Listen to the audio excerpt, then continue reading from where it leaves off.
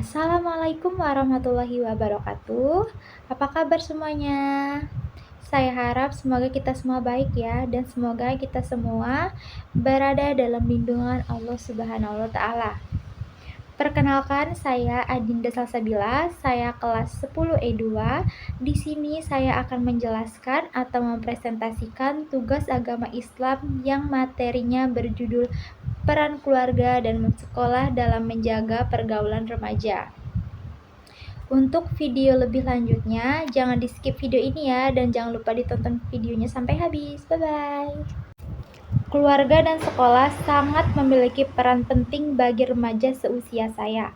Karena seusia saya ini sedang mencari jati dirinya yang perlu adanya bimbingan antara keluarga dan sekolah.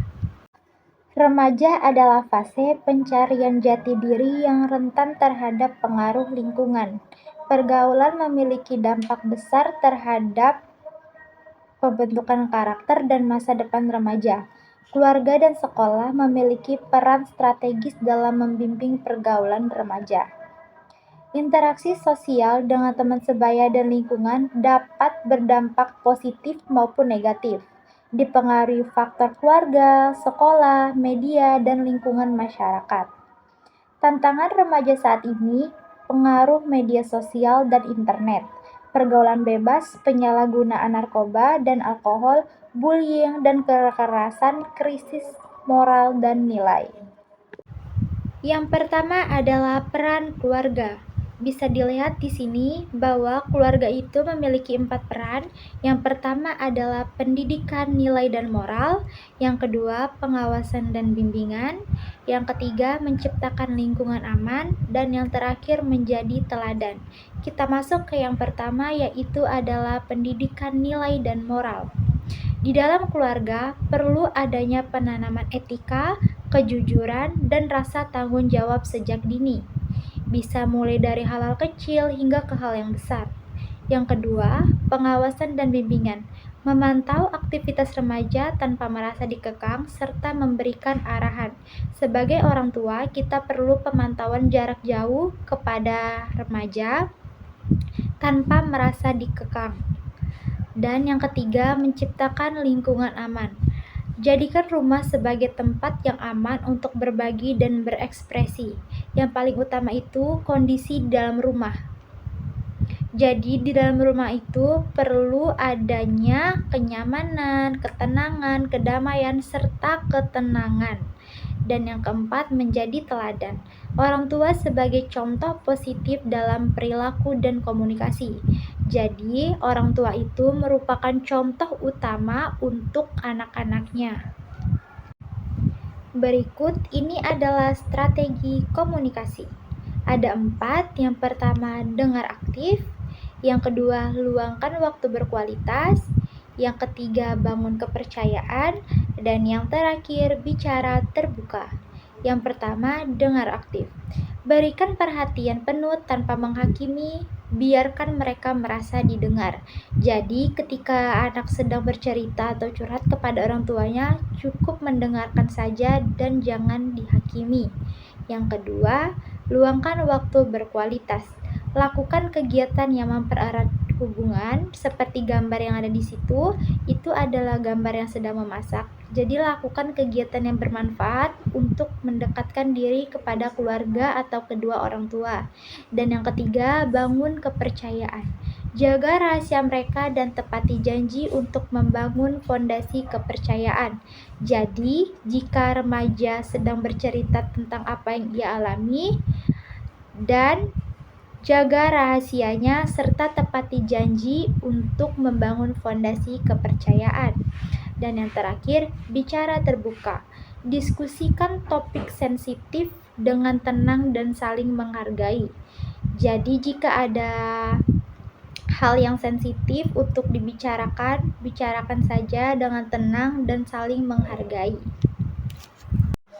Yang kedua adalah peran sekolah. Yang pertama, pendidikan karakter. Yang kedua, konseling dan bimbingan. Yang ketiga, menciptakan lingkungan yang positif. Kita masukin yang pertama, itu adalah pendidikan karakter. Melalui kurikulum dan kegiatan ekstrakurikuler. Jadi di sekolah itu ada ekstrakurikuler ataupun kurikulum yang dapat memanfaatkan aktivitas siswa, sehingga aktivitasnya jauh lebih bermanfaat dan lain-lain. Yang kedua, konseling dan bimbingan.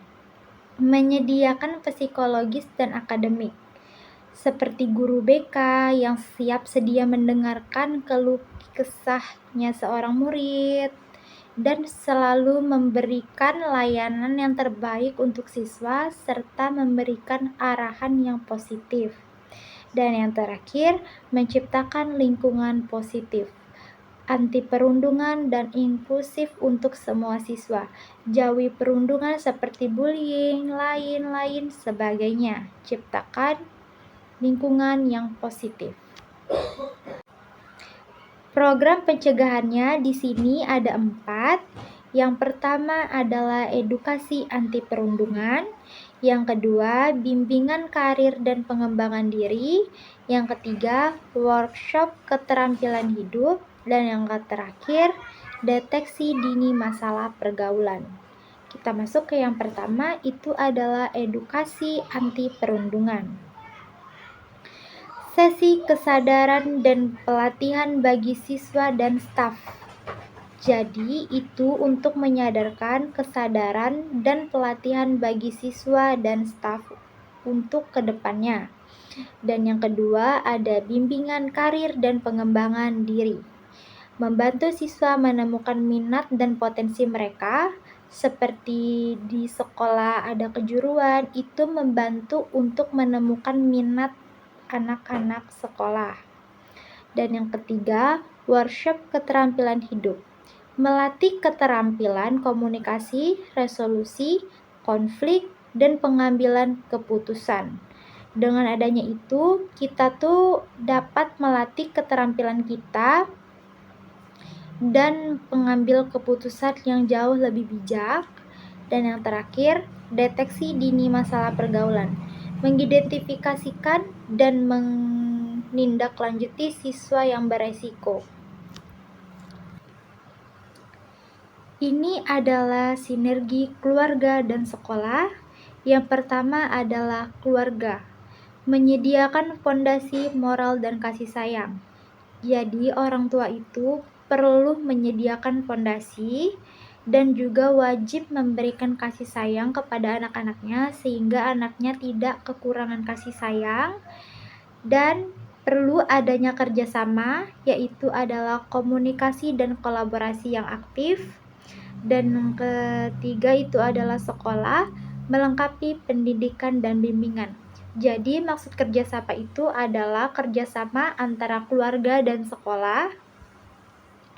Ketika keluarga dan sekolah bekerja sama, mereka menciptakan jaringan dukungan yang kuat bagi remaja, memastikan mereka tumbuh dalam lingkungan yang positif.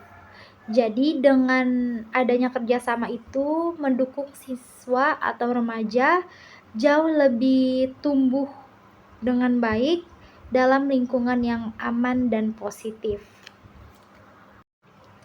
Sinergi antara keluarga dan sekolah bukan lagi sekedar pilihan, melainkan keharusan di tengah kompleksitas pergaulan remaja saat ini. Ketika kedua institusi ini berjalan beriringan, tercipta sebuah sabuk pengaman yang melindungi remaja bagi resiko pergaulan bebas, penyalahgunaan zat, hingga dampak negatif di dunia digital. Berikut ini saya akan menjelaskan analisis mendalam mengenai sinergi tersebut, mulai dari landasan filosofis sehingga langkah strategis yang konkret. Filosofi sinergi. Dua sisi mata uang. Keluarga dan sekolah memiliki peran yang berbeda namun saling melengkapi dalam membentuk ekosistem pergaulan remaja. Keluarga sebagai akar karakter. Di rumah, remaja mendapatkan nilai-nilai dasar atau integritas, rasa malu, empati, dan harga diri. Jika akar ini kuat, remaja memiliki imun alami saat terpapar pengaruh buruk di luar. Sekolah sebagai batang dan cabang atau interaksi. Di sekolah, remaja belajar menavigasi struktur sosial. Sekolah menyediakan lingkungan untuk mempraktikkan nilai-nilai dari dalam skala yang lebih luas dan beragam. Kesimpulannya, tanpa komunikasi antara keduanya, remaja seringkali mengembangkan kepribadian ganda, berperilaku manis di depan orang tua, namun menjadi liar di luar sekolah atau lingkungan pertemanan karena adanya celah pengawasan. Yang kedua, strategis implementasi sinergi. Untuk menciptakan perlindungan yang efektif diperlukan langkah-langkah nyata yang dilakukan secara simultan. Yang pertama adalah membangun jabatan komunikasi yang transparan. Sinergi dimulai dari komunikasi. Orang tua dan guru harus memiliki saluran informasi yang terbuka, tidak hanya saat anak bermasalah. Di dalam itu terdapat pemanfaatan teknologi, penggunaan grup komunikasi atau aplikasi khusus sekolah untuk memantau kehadiran, nilai hingga perilaku harian siswa. Lalu, pertemuan berkala yang substantif, bukan sekadar pengambilan lapor, tetapi sesi diskusi mengenai tren pergaulan remaja saat ini, misalnya tren media sosial, istilah-istilah gaul yang beresiko, atau isu kesehatan mental. Yang kedua ada sinkronisasi, aturan, dan konsekuensi. Remaja akan bingung jika aturan di rumah dan di sekolah bertolak belakang, seperti kesamaan standar. Jika di sekolah melarang perundungan atau bullying dengan keras, rumah juga harus menerapkan nilai yang sama. Jika rumah membatasi penggunaan gawai, sekolah sebaiknya mendukung dengan literasi digital yang sejalan. Lalu, konsekuensi logis. Jika remaja melanggar norma pergaulan, orang tua dan sekolah harus sepakat pada bentuk sanksi yang mendidik, bukan saling menyalahkan atau justru melindungi kesalahan anak secara berlebihan. Yang ketiga, itu ada program intervensi teman sebaya atau peer support. Remaja lebih cenderung mendengarkan teman daripada orang dewasa. Sinergi ini bisa diwujudkan dengan yang pertama adalah pelatihan konselor sebaya. Sekolah melatih siswa yang berpengaruh positif untuk menjadi pendengar bagi temannya, sementara orang tua mendukung aktivitas tersebut di luar jam sekolah. Kemudian, komunitas orang tua atau paguyuban. Orang tua harus saling mengenal orang tua dari teman-teman anaknya. Hal ini menciptakan jaringan pengayaan sosial di mana antar orang tua bisa saling menginformasikan jika melihat anak rekannya berada dalam situasi pergaulan yang mencurigakan. Langkah selanjutnya, bagi orang tua, mulailah menjadi pendengar aktif. Jadilah proaktif.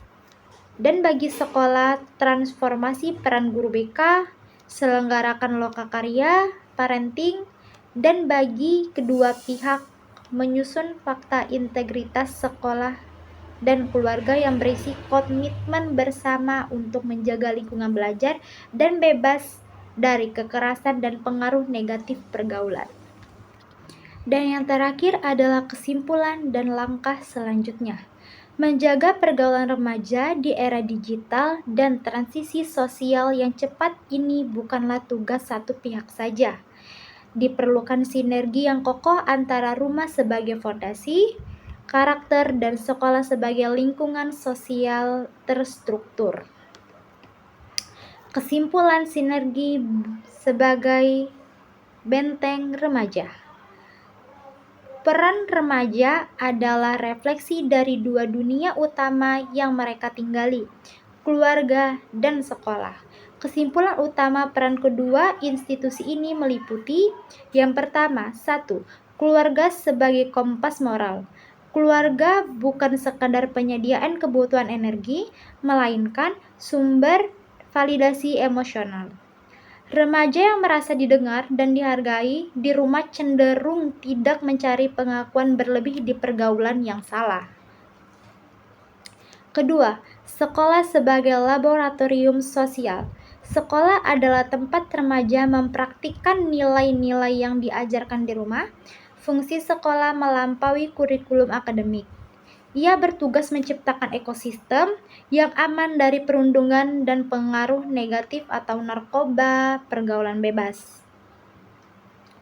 Filter dasar versus filter lingkungan. Keluarga membangun filter internal atau karakter hati nurani, sementara sekolah menyediakan filter eksternal, aturan, pengawasan, kegiatan positif. Jika salah satu filter ini bocor, resiko remaja terjerumus pada perilaku menyimpang atau meningkat drastis. Langkah selanjutnya bagi keluarga. Yang pertama, membangun komunikasi dialogis. Ubah pola komunikasi searah menjadi diskusi dua arah. Biasakan sesi curhat tanpa penghakiman agar anak merasa nyaman menceritakan masalah pergaulannya. Yang kedua, memperdayaan literasi digital. Jangan hanya melarang penggunaan gawai, tapi ajarkan cara menyaring konten dan mengenali resiko berinteraksi dengan orang asing di media sosial. Ketiga, mengenal lingkungan pertemanan. Orang tua perlu mengenal siapa teman dekat anak dan orang tua mereka. Mengundang teman anak ke rumah adalah cara efektif untuk memantau tanpa melihat dan menginterogasi. Keteladanan atau modeling. Remaja adalah peniru ulung. Orang tua harus menunjukkan etika bergaul dan integrasi dalam kehidupan sehari-hari sebagai standar bagi anak. Langkah selanjutnya bagi sekolah. Yang pertama adalah penguatan pendidikan karakter terintegrasi. Nilai-nilai moral tidak boleh hanya berhenti di mata pelajaran agama atau PKN, tetapi harus mendarah daging dalam setiap interaksi di sekolah. Kedua, optimalisasi peran guru BK. Guru membimbing konseling BK harus diposisikan sebagai sahabat siswa yang solutif, bukan polisi sekolah yang ditakuti. Hal ini mendorong siswa berani melapor jika ada tekanan sebaya. Lalu, wadah kreativitas ekstrakurikuler. Sekolah harus menyediakan sebagai saluran hobi, seni, olahraga, dan teknologi untuk mengalihkan energi remaja kegiatan produktif sehingga selalu memiliki waktu luang yang tidak terbuang untuk pergaulan sia-sia. Dan yang terakhir itu adalah sistem deteksi dini. Membangun mekanisme pengawasan yang suportif untuk mendeteksi perubahan perilaku siswa secara cepat seperti sering bolos, nilai turun drastis, atau perubahan sikap. Berdasarkan kesimpulan yang ada di atas, itu adalah peran vital keluarga, fondasi moral dan pengawasan aktif seperti yang sudah saya jelasin di awal. Dukungan sekolah, edukasi, konseling, dan lingkungan positif itu seperti yang tadi.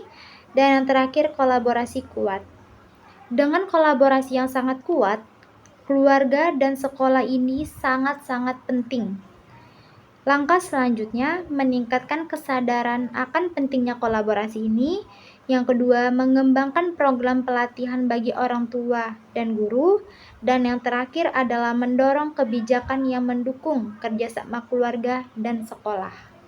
Jadi, langkah yang perlu kita ambil adalah yang pertama, selektif dalam pemilihan lingkaran pertemanan.